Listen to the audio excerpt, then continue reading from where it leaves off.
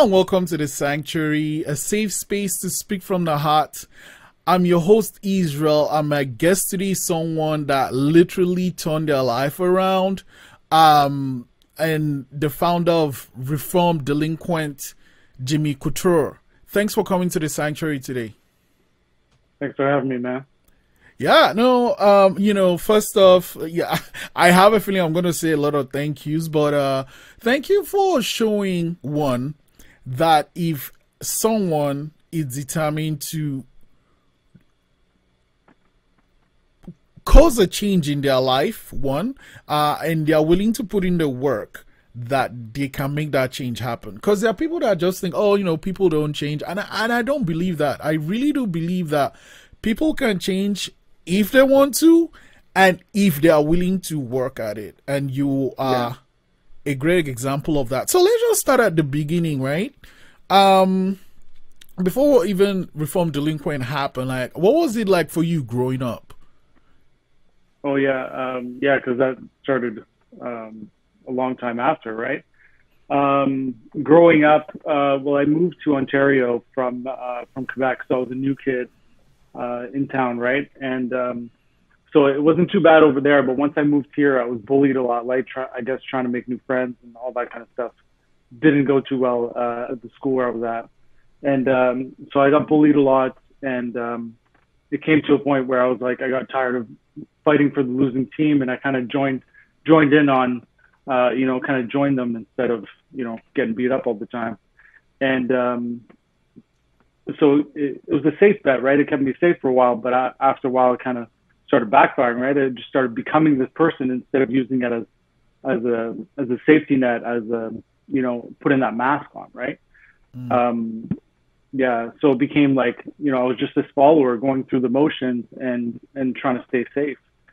And I ended up just getting really caught up into that lifestyle, right? And the more things happened to me, like either being bullied still, or I had a traumatic event when I was about 14 years old. My mother passed away. So I got to the point where I was just, thanks.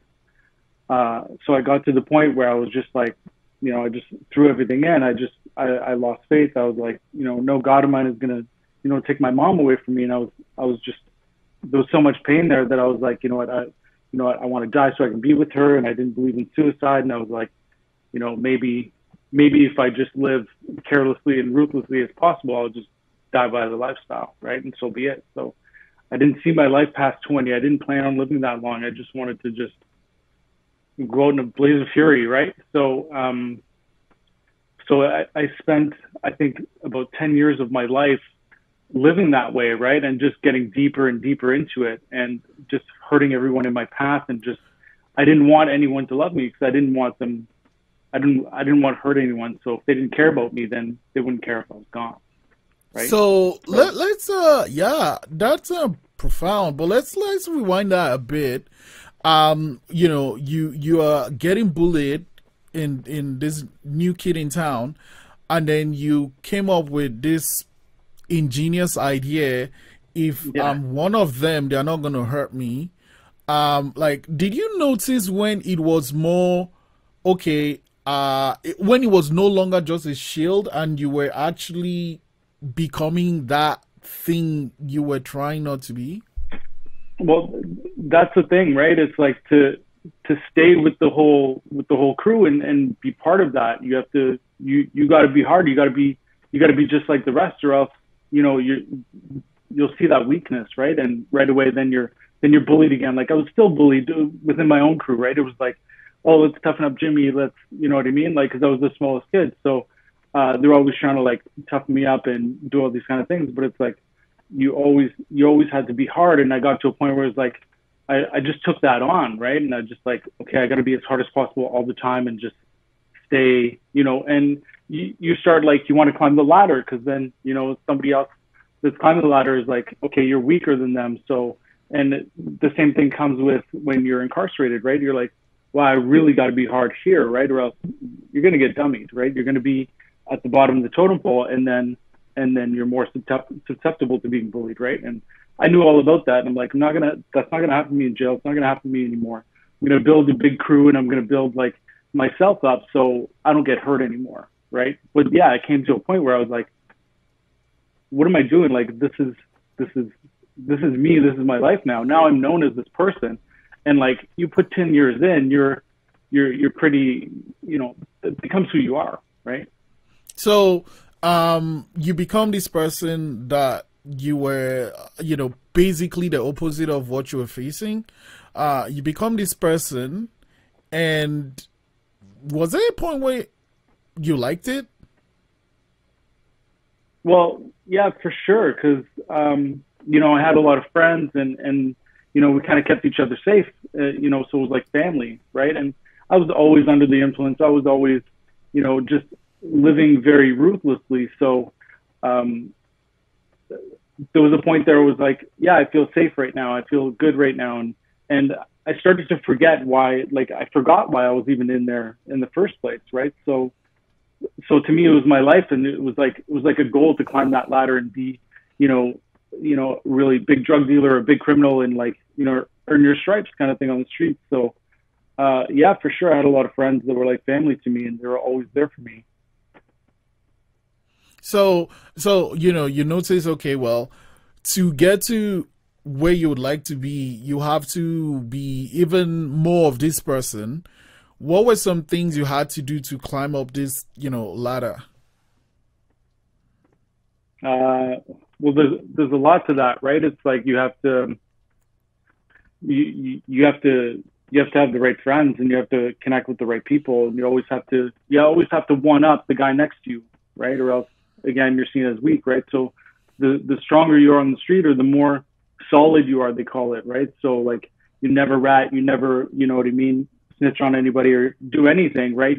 You build a name for yourself, right? So the more ruthless things you do, the more you're like, yeah, I got nothing to live for. I got nothing, whatever, the scarier you are, right? Because then they're like, oh, this guy's ruthless. He doesn't care whether he lives or dies, right? So that was our kind of motto, right? We just lived very ruthless. So you kind of earned your stripes that way. And the more badass shit you did, the bigger your name was, right? The bigger your crew was, the more untouchable you were. So, I guess. Did you ever get to a point where you're like leading a crew?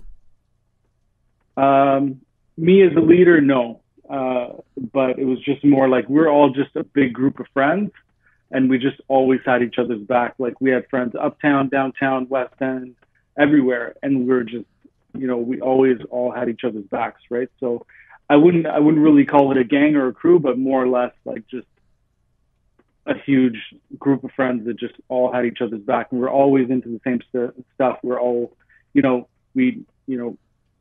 all had the addictions, we all had pain, all that kind of stuff. So we'd all, do crime to get those substances, or to, maintain that lifestyle and earn those stripes, and, sell drugs, whatever came with that lifestyle, you had to do it, and you had to be in it, and you had to be good at it. Right. Yeah. Yeah. I mean, living that lifestyle has, I guess, you have the camaraderie with your friends, and you have people that you can count on, but there had to be moments where it's just you and it didn't feel okay. Did you ever have any of those moments?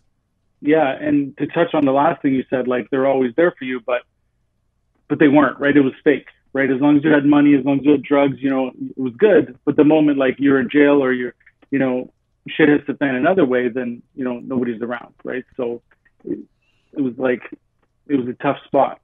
But as far as like, I remember being incarcerated one time, and there was nobody there with me, right? None of my boys were there.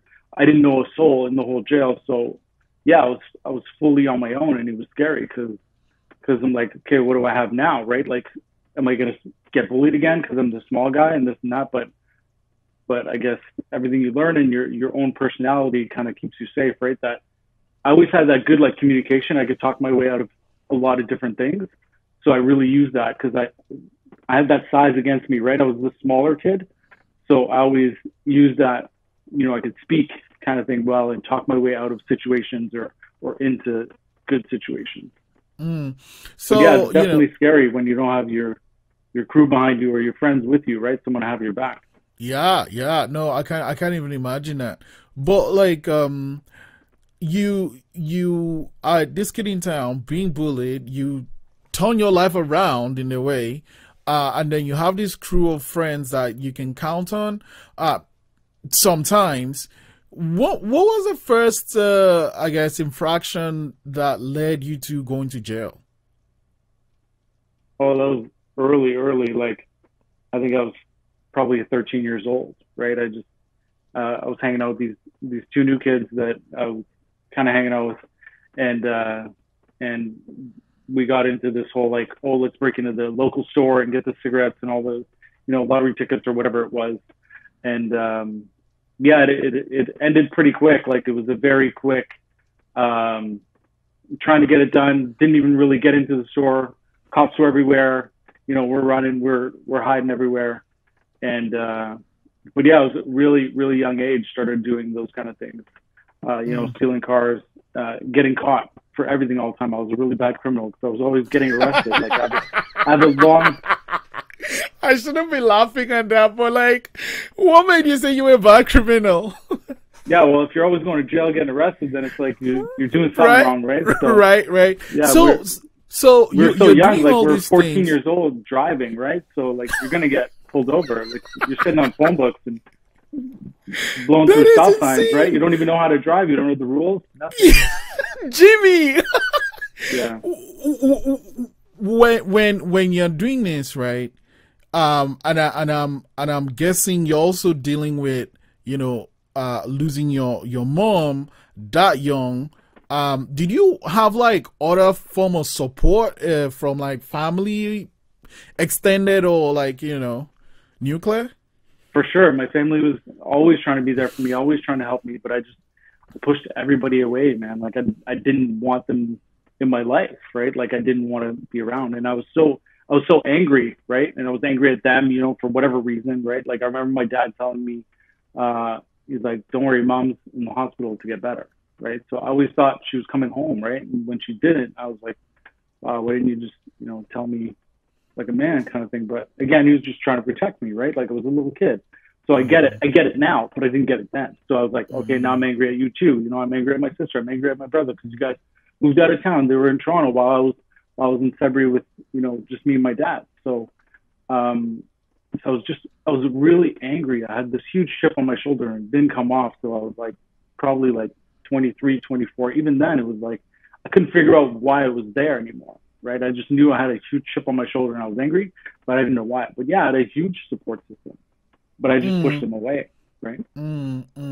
So yeah, let's talk about that point, right? Where you realize, okay, fine, there's this chip on my shoulder. I'm not sure why. How did you deal with that? I think just becoming an adult, right? And like having my own kids and, my wife was always there to support me and she'd always, like she didn't get into the same stuff as I did, right? So like when I finally, started turning my life around and got off, drugs and all that kind of stuff, right? I started like those moments of clarity started coming through, right? Like I started questioning like my youth and all that kind of stuff and why I did certain things and, why did my mom pass away? Why did my dad do certain things, right? Like, why didn't he tell me certain things? Or, whatever the case was, like, you can kind of piece it together when you're an adult versus, like, when you're a kid, you just don't get it, right? I blame myself so much for my mom passing away, right? Like, she passed away from lung cancer from smoking. And I remember always, like, being stressed out because of me, because I was, bad when I was a kid and all this kind of stuff. So she smoked more. She's like, so I always, like, I blamed myself. Right. But it's like, it's not even the case. Right. She did that herself. Like it had nothing to do with me. Right. So, but I wore these things right throughout my life. So being an adult, I was like, you start piecing together your past. Right. And trying to heal from it. I mean, right? It's just so heavy, carrying that, and especially carrying that as a kid. How did you, well, how exactly. did you manage to carry so long? Well, I think like the whole 10-year piece, like just living, under substance use, right? Substance abuse and just like numbing the pain all the time, right? Like if you're always high or you're always drunk or you're always, partying or doing something or being promiscuous or whatever it is, then you're never you don't feel that void of that love or whatever, because you're just filling the gap with other things, right? So no matter what the pain is, you just numb it. Yeah. Right? So it wasn't until that when I turned my life around, then it's like it all boom just hits, and it's a huge weight, because then you gotta like, wow, because I didn't plan on living past 20, so I didn't care what I did, right? I didn't care. I was so ruthless. I hurt everyone in my past, my family, everyone. Like, it got to the point where they were like, okay, yeah, we get it. Like, you're going to live this lifestyle and you don't want nothing to do with us, right? And then when it came to turning my life around, I was like, no, like I want to live now. Like, I want to, be this person, but I'm like, wow, that means I got to fix everything. Like this whole last 10 years of my life. I'm like, yeah, that, like, I don't want to, that's too much for me. Like, I can't do that. So I battled that for like a long time, because I'm like, wow, I ended up, I got 2 girls pregnant by the time I was 19 years old, right? So I started being like, wow, what am I doing? Like, now there's other people in the mix. Now I'm affecting other people's lives. I just want it to be me, right? If I die, then it's fine. I'm out. Nobody cared, because I was a badass anyways. But now I got these 2 kids that are like, wow, where's my dad, or what's going on? And I had a girl who really cared about me, and she's like, you're different than these guys. What are you doing? Like, get out of this lifestyle and, be there for me and your kids and all that kind of stuff. I'm like, no, I'm not that guy. Like, you don't want to be around me. You don't want, like, I'm bad for you. Right. But in the back of my mind, I would start living through these experiences that I'm supposed to be ruthless and not care about my life. And now all of a sudden I had that moment of weakness where I was like, no, I want to live, because I need to be there for these kids now. I need to be a father. I can't give them the same excuse that I had to veer off, right? And they can say, well, my dad was, a criminal and he died by whatever, so this is my pain that I have to deal with. Like, I didn't want to put that on someone else. So I'm like, wow, I got to man up now, and now I got to fix my whole life. So this sucks, right? So it's a lot. And right? yeah, go ahead. It's a lot, because you gotta find a way to love yourself again, and have a person that, like, you're like, I don't want myself around these kids. I don't want myself around my girlfriend. Like, she already, like, okay, yeah, you are bad for me. I don't want nothing to do with you. And then I'm like, okay, now I got to win them back, but I also got to win myself back, knowing that I'm a good enough person to be around them. So I have to, like, I have to find some way to, like, create the person that was good enough for them. That's I mean, that's just intense, the mental, I guess, difficulties you had to face to get to where you are. So you mentioned that you had 2 ladies pregnant by the time you were 19. Is any of them your wife now? Yeah, for sure. So I had one boy, with one girl, and then like 9 months later, I got Michelle pregnant, and Michelle got pregnant. We were dating at the time. She got pregnant, and we kind of stuck it out, right? Like, and there was a lot of offs and ons, and a lot of, like, I was a criminal. I was in and out of jail. I was in and out of that, like, you know what I mean? It was really intense, but and eventually she's like, no, I'm done with you, right? Like, you are bad for my life. You're right. Like, we're done. And then I was like, wow, the more I climb this ladder of this, like, street life, the further I am from what I truly loved in the first place, right? Like, what's truly good for me. So then I was like, when I turned my life around, I'm like, she didn't care anymore. She's like, no, like, so I had to earn her trust. I had to fight to get her back. And, I had a daughter with her. So I had to fight to, start seeing my son with the other girl, and start fighting to, see my daughter and spend time with them and do all these things. So I had to create that man that she deserved, kind of thing. So yeah, we're still together now. We got married. We had another boy. So yeah, now I have 3 kids, and we've been together for like 23 years. Man, congratulations. So, yeah. And would you say Michelle is that her name? Yeah. Would you say she saw something in you way back then that you didn't see in yourself? Oh yeah, for sure. She was always throwing that at me. She's like, you're different than the rest. She's like, you gotta, you know what I mean? Like, you gotta turn your life around. You gotta, be here for these kids and be here for me, and all that kind of stuff. And she she would always take me in when I'm hungry, or, you know, do all these things, even though she knew it wasn't the right thing to do. Like, she always cared about me. She always wanted me to like turn my life around, right? So she always tried to give me these opportunities to like take me back. She was always so, you know, kind and loving, and like, you know, and she was a teen mom, single mom, like just like being on her own, right? With this daughter now and this delinquent boyfriend, and her parents are like, what are you doing? And she's like, no, he's a good guy deep inside, like, trust me, like, you know. And it took a long time for me to turn my life around, but you know, I really wanted to create that guy for him. Like, she deserves so much better than me, so I don't want to be with you. But at the same time, I was like, the only way I can guarantee you or guarantee her that she's with the right person and someone that's going to treat her right and treat my daughter right and all this kind of stuff is if I create that person in myself and be there for her, right? So, and I'm still fighting. What led you to that point? You know, I don't even know like the Bible, but there's this story about, I think his name is Paul, but he was Saul before, and he used to like persecute Christians and stuff. And anyway, he's going to kill the Christian, and then like, you know, he has this encounter, and pretty much that encounter changed his life. And I used to find, well, just in my experience, like personally myself, something like, you know, it's just like, you know, you have all these experiences and you're like, okay, I'm going to change, but you don't, right? But then there's this thing that happened that like, oh wait, okay, yeah, I need to do something. Like, did you ever have that experience? Was there this one thing that made you think, okay, I need to change my life? Yeah, for sure.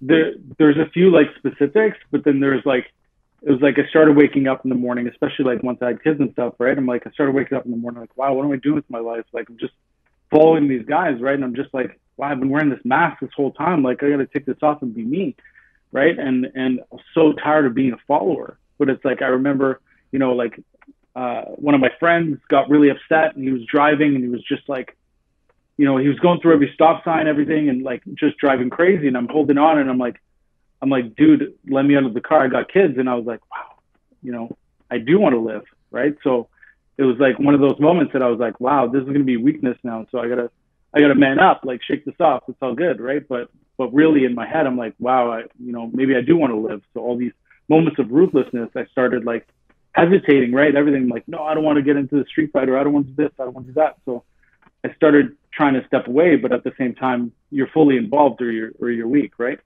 But I remember I went to jail when I was about 19, and it was my first time in adult jail. And I was really scared because it was my first time in adult jail. I was 19, and I was a small kid. And so they put me up on this range with all these heavies and like, you know, these big dudes, these scary dudes. And, you know, I was pretty scared, but you gotta have a front and all that kind of stuff. And I got to know this one guy really well, and he was, you know, he was going up for like murders and all this kind of stuff, and you know, he kind of took me under his wing, and he's like, you know, you'll never, there'll always be someone bigger and badder than you and crazier than you and more ruthless and all that kind of stuff. And he's like, it's go big or go home.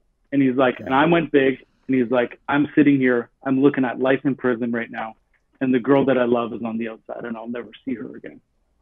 And I was like, wow, that's huge. That has a huge impact, right? And I thought it was gonna, you know, wake me up and everything. And he ended up actually committing suicide, you know, during that time. So I'm like, wow, that really hit home, right? I was like, wow, go big or go home. Wow, I gotta, you know, make a decision. But when I got out, it was like, oh, Jimmy's out of jail. Yeah, it's cool. Yeah, let's go for drinks. And then it's like, you just get right back into that lifestyle, right? You're cooler every time you do time. So it's like that other stripe on that belt, right, on the street. Mm-hmm. So, but then when it came time to my go big or home moment, you know, that flashed before my eyes, and my whole life kind of flashed, and I was like, where am I going to end up, right? Where do I see myself? What's my legacy? Where am I going to? So I'm just leaving these kids for nothing, and I'm leaving like myself. Like, I'm just, who am I going to be, right? Mm-hmm. And I was like, I'm like, and it was like this big, like, okay, either you're in with us and you're in for life, or you're out, right? And I was like, you know what? I'm out. I want to go home, right? But then I didn't have a home to go to, right? I had to fix all that in order to have someone, you know, like my girlfriend, my kids, you know, I had to regain their trust. But it was like, yeah, no, I got to get out of here, or else I'm here for life. I guess once you had that realization, and you know, fine, you had to leave, but you also know you really didn't have anywhere to go. What were some of the steps you started to fix, to repair all these relationships you'd you know, fix all these things with people you'd pushed away over the years? What are some of the things you did? Yeah, for sure. 'Cause it was hard, right? Because they're all like, yeah, we heard this story before. You want to change your life and you're going to move away and, you know, get a job and all this kind of stuff. And it was like, oh, wow, they don't even believe me anymore because I've said it so many times. So now I got to actually do it, right? So it was about like I lived with my friends. So I had to like, you know, find an apartment and move out. And you know, I got this little tiny like room for rent somewhere. It was like student housing or something. And I just got in, you know, for a few $100 a month.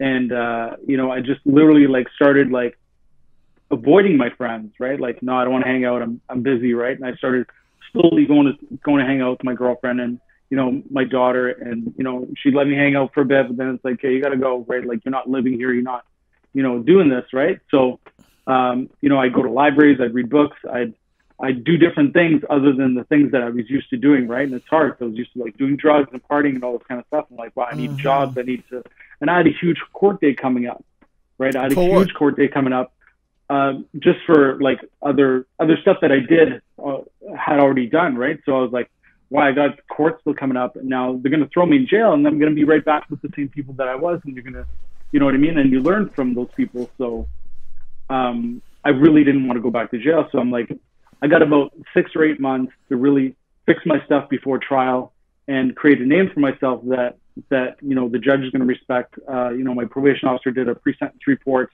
you know, doing all this kind of stuff. So I'm like, I gotta really buckle down, like, and turn my stuff around so they see that. So you know, I had 2 like really minimum wage dead end jobs. I was working at Kentucky Fried Chicken. I was doing construction at some other place. I was driving around on a pink bike to get to work and back. Some guys call me a sellout. They're like, you got a pink bike. I'm like, you know what? I don't really care about what you think of me anymore, because I don't need respect from you. I need respect from the people that I love, the people that are there for me. My wife, my kids going to respect me because I have a job and I'm paying for shit. And I'm, you know, my dad's going to respect me. Like, that's the people I need respect for now, not from the street, right? I'm like, I'm done, right? So the less you care about me, the more you're okay with me being gone, right? Because it's hard. It's hard to get out and stay out, right? And it's like, if you're out, right? Like, so, and the fact that they let me out, right, is like, hey, I really got to, like, there's no going back now. So, so yeah, like starting, and I moved out of town after a while, but that was after court and stuff. I really had to deal with court, and yeah. So you got to do a lot of things, like you got to create a different version of yourself, and it was really hard because I went from, you know, being this criminal on the street and doing all these drugs and everything to, you know, try and be sober and, you know, try and be this dad, like be there for baby and this girl. And it's like, my mentality is just not there yet, right? I haven't learned how to do those things. Yeah. So,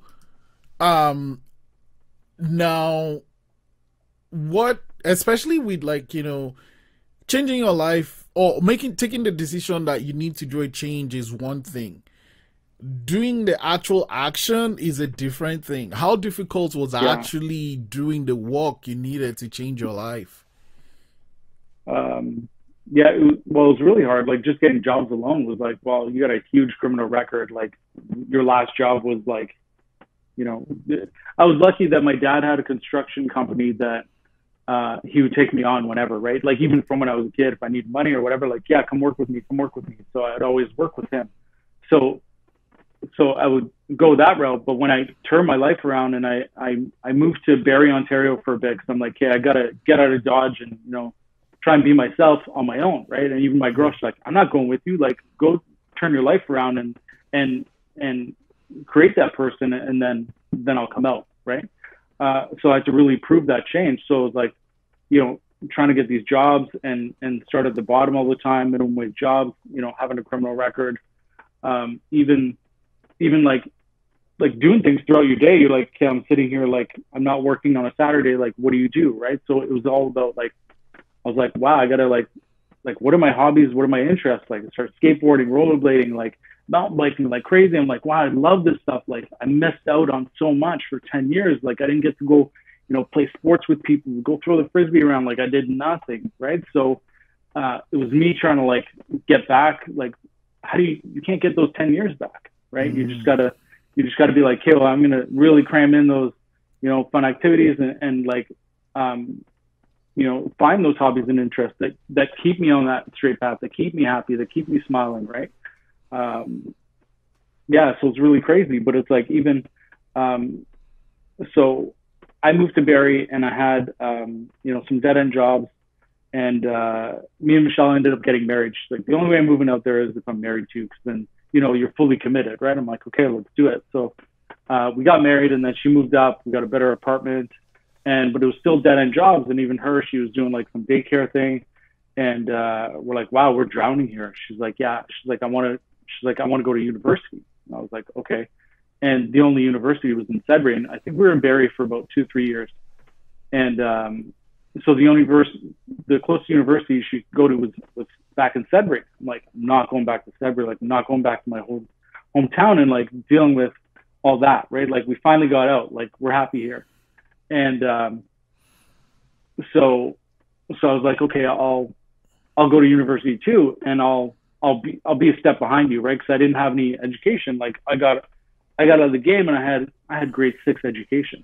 So. Oh. So I'm like, how am I going to go to university? So I'm like, I'll do the GED or whatever, and I'll be a year behind you. But when I called university, like, no, you can come as a mature student. If you can keep up, we'll keep you, right? So we had to move back to Sudbury and do that whole spiel. That's the whole other thing, right? And what did you decide to study in university, and why?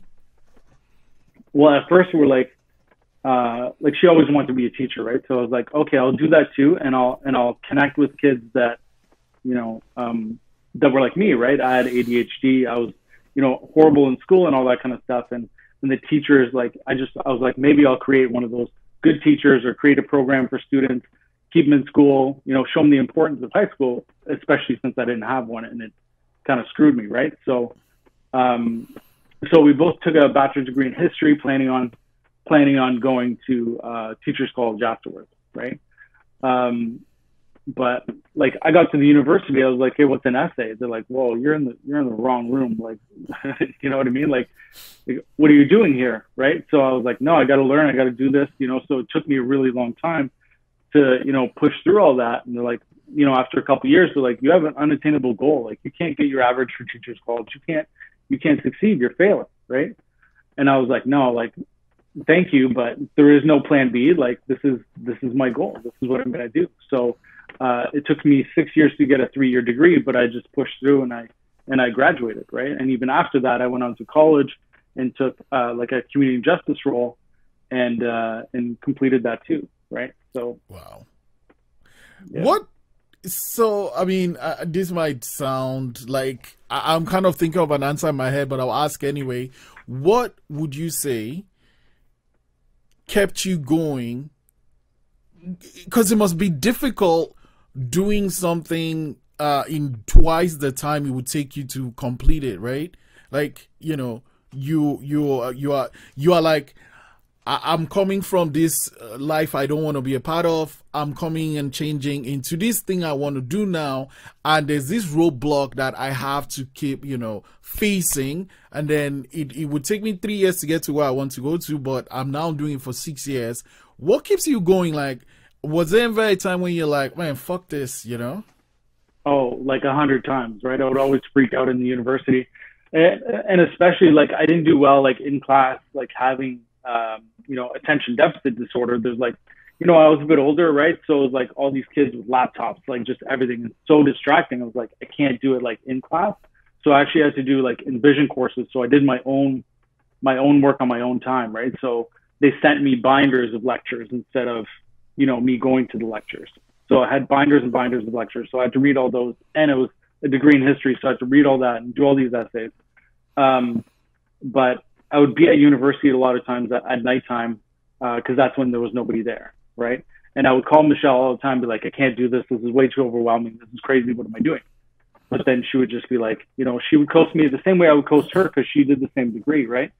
Like, you just got to keep going because, you know, you just put a year in, you put 2 years in, you put 3 years in. You're going to throw that all away. Then where are you? Right? You're just back where you started, and then you have nothing to show for these 3 years.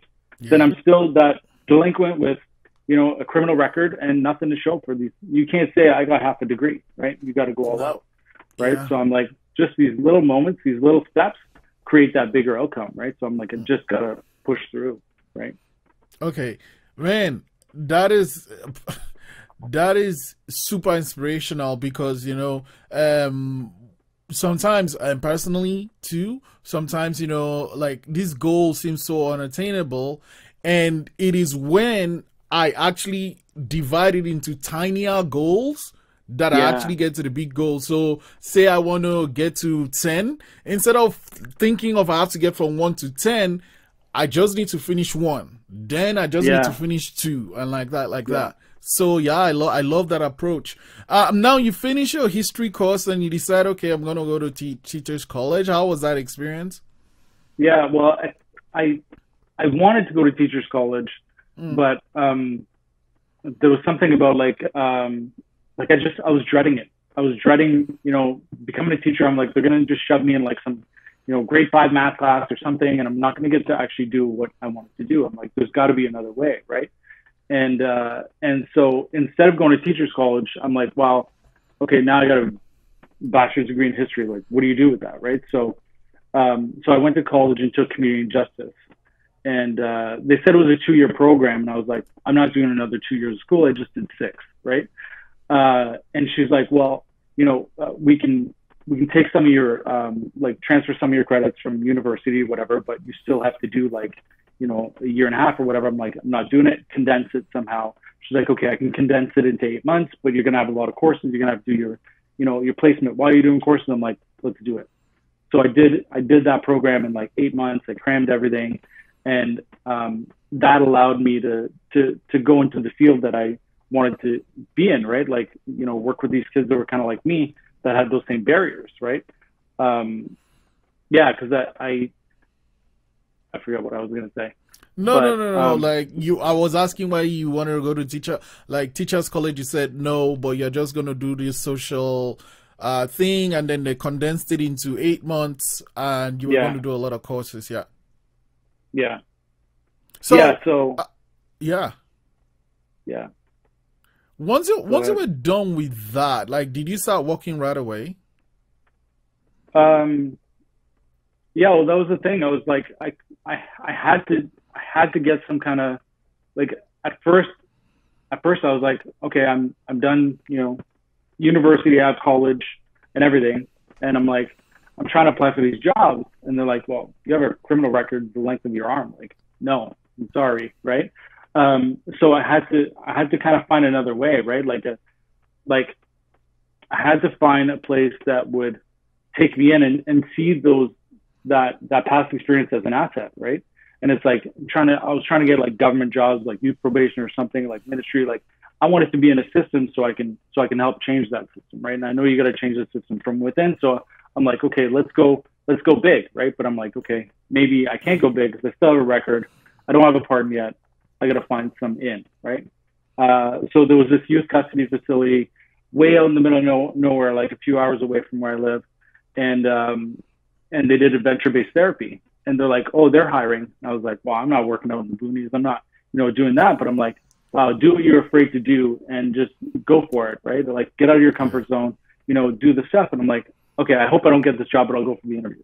And I went for the interview, and he was like, wow, you know, your record is like the same as these youth that we have here. They're like, no, we consider this an asset. You'd be great. You know what they're thinking, you know, all this kind of stuff. Like, let's do it. And I was like, oh man, I got the job. Now what am I going to do? And I was like, I literally drove home and I was like crying. I was like, wow, how am I going to do this job? Right?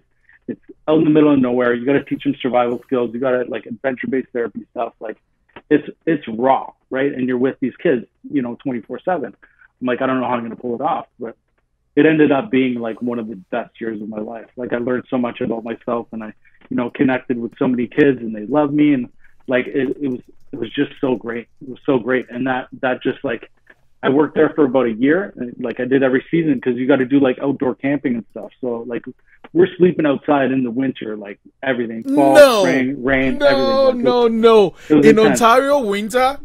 Yeah. That's crazy. Gosh. Yeah. And it was like, and you got all these kids that just like, they're angry. They don't want to be out there. So they're going to do anything in their power to get it evac'd out, right? They're like, I'll do whatever I have to do, just get me out of here and get me back to the facility. But so it's about having that communication, that relationship with them was your best security, right? Like if they like you, they're not going to attack you. They're not going to hate on you. They're going to trust you. You know, you're going to be able to talk them down, right? Certain elevated things, right? And it's like, oh, I'm cold. I don't want to do anything, this and that. And it's like, yeah, well, I bet you can't, you know, do as many push-ups as me. Like, let's do it, right? Let's race. Let's do this. Let's do that. Like, be active, have fun. Like, we're out here. Let's make the best of it, right? So it was a blast, and it ended up being that stepping stone that it was like, wow, you worked there, like, you know, now we want you. And then it's like that next job was like, wow, you worked there, okay, now, you know. So I had a criminal record, and I was able to get that job, and then even the next job, I still had my record. I still didn't have a pardon yet. But they saw past that because they're like, no, you're really good with people, and you know what you're doing. So, you know, we're just gonna, you know, and it was a long time ago, right? You're talking like my record was like 15 years old, 17 years old. So they're like, yeah, you've obviously changed your life, right? Yo, you know, and did you have times where you saw young Jimmy Couture in some of these kids you were working with? Yeah, for sure. For sure. And I think that's how I was able to connect so well, right? I think even like the first few days working there, like how are you connecting so well with these kids? Like the kid's ready to punch this guy in the face, whereas I'm grabbing him and like giving him a noogie and, you know, messing around with him, and he's good with me, right? Because we have that relationship. I know how he's feeling because I did the same thing. I was angry too. And like, you know, you just got to know how to meet people where they're at and approach them properly. And yeah, for sure. I thought a lot of myself in me, and I was like, wow, that kid is in a lot of pain, right? And he's angry. And it's like, how can I just come in with like, I'm so sorry you're doing this right now. You're dealing with this, and you've got to go through this. And it's like, I'm so sorry. And it's like a lot of these kids, and even when I was in youth custody, I remember a lot of my friends that were there, they're like, this is better than home because home is really bad. So they wanted to stay in custody, right? So a lot of these kids, like, time's up, you're getting out in a week. They're like, I don't want to go home, right? So it was better than home, and that's pretty sad, right? So always being able to like console them and talk to them and like, you know, meet them here instead of like, you know, I'm the staff or I'm this. It's like, I'm your friend, man. Let's like, I get it, right?